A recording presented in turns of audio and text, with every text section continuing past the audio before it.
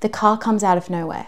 There's a screeching noise, then a crushing impact, and then you're lying on your back facing the sky. You feel the life slowly draining out of you, but you're not worried. You've been planning for this moment for years. Minutes later, an ambulance arrives, lights flashing. The paramedics examine your lifeless body and declare you legally dead, and at that moment they notice a metal bracelet on your arm. They call the phone number inscribed in the metal. Then, instead of being taken to the morgue for a post-mortem, you're being flown across the country to a specialized cryonics facility. There, your body is going to be deep frozen in liquid nitrogen in the hope that one day you can be revived. I'm Maddie Massey, and I talk about weird and wacky science like child mummies or what happens when you get struck by lightning. And today we're getting into cryonics, which is the practice of freezing the body of someone who's just died in the hope of in the future reviving them. People are sometimes keen to do it if they're dying of a terminal illness. Maybe in the future there'll be a cure that's found for that illness, and then they can be revived and then restored back to health. Generally speaking, someone will sign up with a cryonics company well before they die. Then when the person is close to death, for example in hospice, the cryonics company is notified so that they can basically be on standby. Or if the death is unexpected, for example with an accident, they might be wearing a bracelet that has the contact details of the cryonics company and instructions on how to stabilize the body until it is collected. Once the patient has died, as soon as possible, the cryonics team gets to work. They do CPR or they connect the body to a heart-lung bypass machine. And they also inject the body with medications that prevent blood clots from forming. This means that oxygenated blood is still circulating around the body and supplying all the different organs, especially the brain. The cryonics team also packs the body with ice to start the cooling process. Once at the facility, they do the most important step, which is called vitrification. Essentially, the blood is drained out and replaced with a chemical mixture that behaves a bit like antifreeze. So normally when a human body is frozen, the water inside it turns to ice crystals. These ice crystals are hard and have sharp edges, so they can physically damage cells, and they can also cause your cells to dehydrate. Vitrification allows the body's water to solidify, but without forming those ice crystals. You can see the difference here between a kidney that was just frozen and one that was vitrified. And finally, the body is cooled down even further and placed in a tank of liquid nitrogen, which has a temperature of minus 196 degrees Celsius. The body is hung upside down like a bat, and that's because as the liquid nitrogen slowly evaporates, the levels of it go down inside the tank. And if there's a delay in between refills of the liquid nitrogen, you might start to get the body thawing. And the last part that would thaw under these circumstances is the head, which contains the brain, and that's of course the most valuable organ. There is another way of doing cryopreservation, which is definitely more controversial. There's a startup called Nectome which promises to upload your brain. Basically, they physically preserve your brain and the information inside of it, and they hope that one day scientists will know how to extract this information and then upload it into a computer to recreate your mind. So it's kind of like you're alive again. The catch is they need your brain fresh. So while you're still alive, they put you under general anesthetic and they hook you up to a heart-lung bypass machine. And the machine basically drains out your blood and replaces it with a chemical solution. The chemical solution does vitrification, which I told you about before, the process of solidifying the water in the body without forming those ice crystals. The chemicals also do something called fixation, when they stabilize the different synapses in the brain so that they can be well preserved. The thing is, these chemicals are 100% fatal, and this process is completely irreversible, hence the controversy. Regardless, people are still really interested in preserving their brains in this way. Nectome hasn't yet started offering services, but there is a waiting list of 25 people who have each paid $10,000 US to be there. And one of those people is Sam Altman, the CEO of OpenAI. Seems like the kind of thing he would do.